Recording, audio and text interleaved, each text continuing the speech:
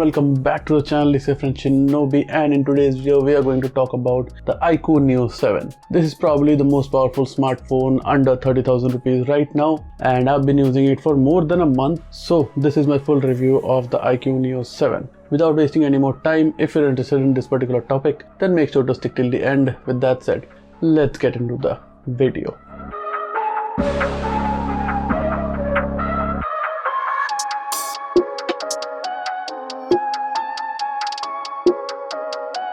Alright, so the first thing that we are going to talk about related to the iQOO Neo 7 is the design and build of the device. So this particular phone comes with a plastic build. The frame is plastic and also the back is plastic. So I have the frost blue color variant with me. Another color that it comes in is the interstellar black. I like the frost blue color because it changes the hue based on the angle that you're looking at it basically. So yeah, it looks really nice and I prefer it over the interstellar black variant. The phone overall is very lightweight and doesn't really feel bulky, even though it is a big phone. It comes with a big screen and a big battery, even though it is very light. The deal breaker here that can be for some people is that this phone doesn't have any kind of IP rating. Yeah, if you like drop it in water or like something falls on it, some juice or anything, we don't know what will happen to this phone because this has no IP rating and I don't see any kind of protection given here. So yeah, that's kind of a bummer. But apart from this, the phone is built really well. It is solid and it looks really nice. Now the iQOO Neo 7 supports dual 5G SIM cards, but there is no micro SD expansion slot, and the SIM card tray is located on the bottom of the phone along with the USB Type-C spare, the primary microphone and the primary speaker. On the right side of the phone you will find the power button and the volume rockers. The side power buttons and the volume rockers could have been a little bit thicker for better grip. And on the top of the phone you will see an IR blaster and the secondary microphone, and this phone does come with a remote app which you can use to control appliances across your house. And on the left side there is nothing present. You do get a TPU case in the box, which is really nice, and I've been using the phone with this case itself and it has not gotten that much yellow over the period of my usage, so that's pretty nice. And the phone also comes with a pre-applied screen protector, which I have kept this time because it was aligned well and it is a good one.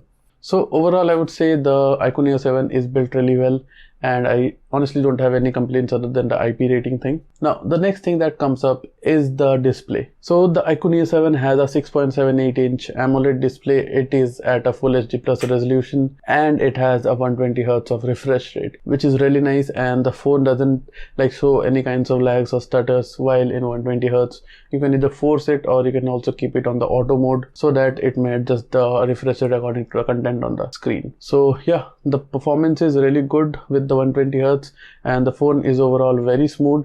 You don't see any kind of hiccups or anything in the entire UI. It works really well and yeah, there is no issues with the smoothness on this phone. If we talk about the display itself, the display is really nice. It is bright, it is vibrant, it is easily visible outdoors, and it also has HDR10 plus support, which is really nice. And the good thing is that the HDR is supported in all of the OTT platforms. All the OTT platforms support Full HD video playback and HDR playback, so that's really nice. The haptic feedback present on the iQOO Neo 7 is also really good. Like whatever you are doing on the phone, whether you are typing, whether you're interacting with the UI or you're playing games, the haptic feedback has been tuned really well.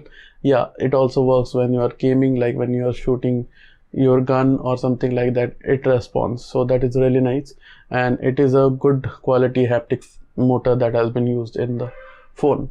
So the next thing that I wanted to talk about the iQOO Neo 7 are the stereo speakers.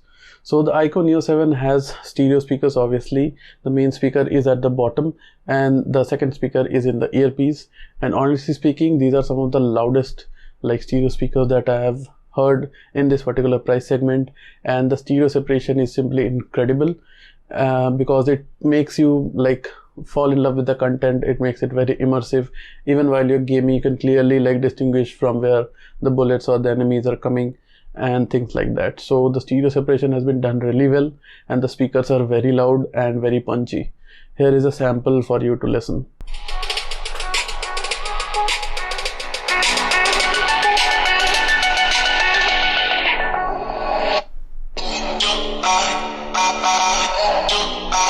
So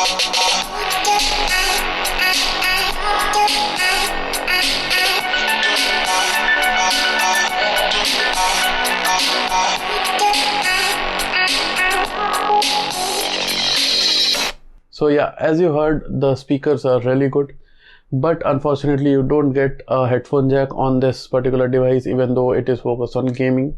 You do get the Type-C port, which acts as the audio jack also through the Type-C to 3.5mm converter, which has been given in the box, and it also supports high-res audio through that converter. So that's a good news, I guess. And the output from the Type-C port is also really good. Now let's talk about the performance of the iQOO Neo 7. So the iQOO Neo 7 comes with the Dimensity 8200 chipset, which is a very powerful chipset honestly, and it also has up to 12 GB of RAM and up to 256 GB of UFS 3.1 storage. My unit has 256 GB of storage and 12 GB of RAM, and overall the performance is like buttery smooth. I haven't seen any jitters or lags or anything in the UI in my like usage over a month, and the software is also optimized really well. I haven't seen any bugs or anything on the phone, which is a very good thing, and the phone runs very smoothly. Even while I'm like gaming or doing something heavy, the phone simply handles it. Yes, it won't give you the best frame rates like the Snapdragon 8 Plus Gen 1 and all that, but yeah, it does give you a good competition compared to the other phones in this particular price segment. So the performance is top notch on the iQOO Neo 7 with the Dimensity 8200 chipset, and it also doesn't heat up or anything. Even when I'm like using 5G all the time, it doesn't heat up and it stays cool, and it gives consistent performance. Now a few good things about the iQOO Neo 7, like apart from the basic things, is that there is an in-display fingerprint sensor on the iQOO Neo 7, which works really well, and it is very quick, and you can like customize the animation and stuff in the settings. So that's pretty cool, and it is very accurate and very quick. And the second thing is that the iQOO Neo 7 does come with an always-on display, and it is an actual always-on display, which also can be customized a lot in the settings. So these are the two things which I really liked about the iQOO Neo 7. And now moving on to the battery performance, the iQOO Neo 7 does come with a 5000 mAh battery, and honestly it performs like that. So the battery performance is amazing when you are using it on Wi-Fi, and even when you are using it on mobile data in like 4G or 5G, it works really well. You do have 4G carrier aggregation, and you do get 5G signal. I am right now in Navi Mumbai, and I'm using a Jio SIM, and I'm getting really good 5G speeds. The battery life with 5G or Wi-Fi is pretty good. I am consistently getting over a day's worth of usage with around 7 to 8 hours of screen on time, which is really good. So if you use this phone wisely, you can even crunch out like 2 days of battery life from this phone. Considering how powerful the chipset on this phone is, the phone has been optimized really well, and it is also very efficient. The battery life on the iQOO Neo 7 is really good. And when it comes to the charging, there also the iQOO Neo 7 comes on top, because it has a 120 watt flash charge adapter which is provided in the box itself, and the adapter is a PD adapter, and it also comes with a Type-C to Type-C cable. So that 120 watt charger can charge the iQOO Neo 7 from 10% to 100% in under 30 minutes, around 23-24 minutes, and from 0 to 100 in about 30 minutes or so. So the charging speed is very quick. I have honestly been spoiled by the charging speed. I just put the phone on charge and go do some quick work, and it gets completely charged. So that has been like a pretty good thing for me, because I constantly need my phone with me. So yeah, the 120 watt fast charge is incredible. And the good thing is that you can use that fast charger to charge your other stuff like your laptop, your Steam Deck, or any other device that you want. But one thing to note, that you do have to turn on the fast charging option inside the battery settings in order to take advantage of that 120 watt fast charge. Otherwise it will just charge at around like 40 to 50 watts. So make sure to turn it on if you want to use that 120 watts charging. Alright, in terms of the software, the iQOO Neo 7 comes with FunTouch OS 13 on top of Android 13. iQOO has been looking at the updates, and I am getting regular updates on this phone, which is really nice. And there have been a lot of software updates, and there have been a lot of improvements with the subsequent software updates. So yeah, the software is optimized really well on the iQOO Neo 7, and in general I have seen that iQOO phones do come with really good software with very less bugs or any such issues. And the software is fluid, it is packed with features, and you do get a lot of customization options on this. And also it doesn't stutter or anything, and overall the UI is very close to stock Android. It also incorporates the Material You theming in most of the places, so that's pretty nice. But this phone does come with the Google dialer, so if you're someone who records all of your calls, the other person on the other side is gonna know that you're recording the call. So make sure to install the Oppo dialer or something to get out of that situation. And this software is also not riddled with bloatware, I would say. There were some apps which were pre-installed at the start, and it do get the hot apps, hot games and all that, but you can disable the notifications for all of them and uninstall all the bloatwares. And after that I haven't seen any kind of bloatware notifications or anything like that basically. So yeah, it has been a pretty good and clean experience overall. Now the 5G connectivity with the iQOO Neo 7 has been pretty strong. As I have mentioned earlier, it gives me very good speeds, and the call quality through the earpiece is also really nice because the earpiece is quite loud. So yeah, taking calls or using the internet or doing stuff is really a good experience on the iQOO Neo 7. Alright, last but not the least, we're going to talk about the cameras of the iQOO Neo 7.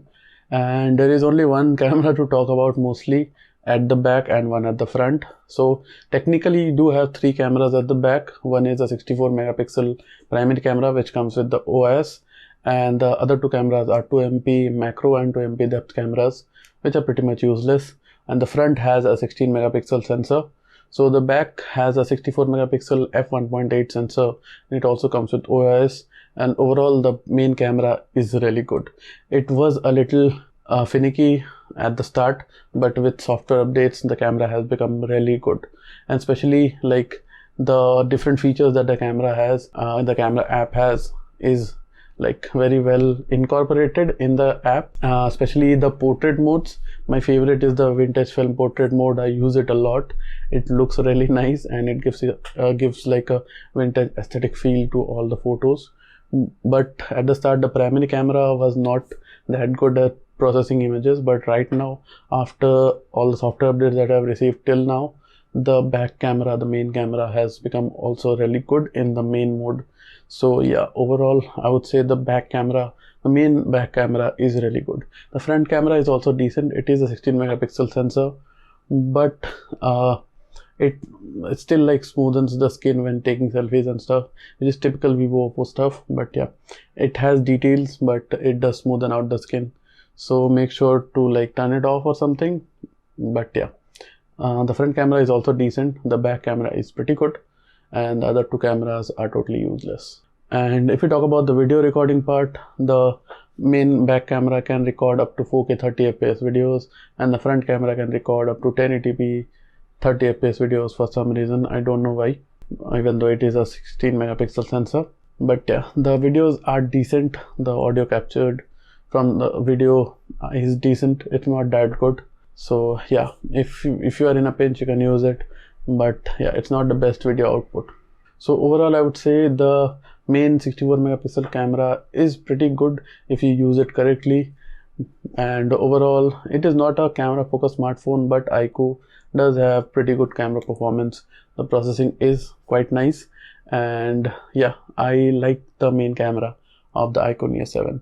So overall I would say that under 30,000 rupees, this is one of the fastest smartphones that you can buy, one of the most powerful smartphones. If you are a performance centric user, you can definitely go for the iQOO Neo 7. It has super fast charging, it has pretty good battery life, it has really good performance, and the cameras are also decent. So yeah, if you are looking for a new phone under 30,000, I would say the iQOO Neo 7 is a good choice. I'll leave the link to buy it in the description down below. It is available on Amazon. So yeah, make sure to use that link if you wish to purchase it. It will help the channel. And yeah, that's pretty much it from my side. This was my review of the iQOO Neo 7. If you liked the video, then don't forget to hit the like button and definitely subscribe to the channel to watch more videos of mine. And yeah, do hit the notification bell to stay notified about my new uploads. And with that said, I'm your friend Shinobi and I'm signing out. Peace.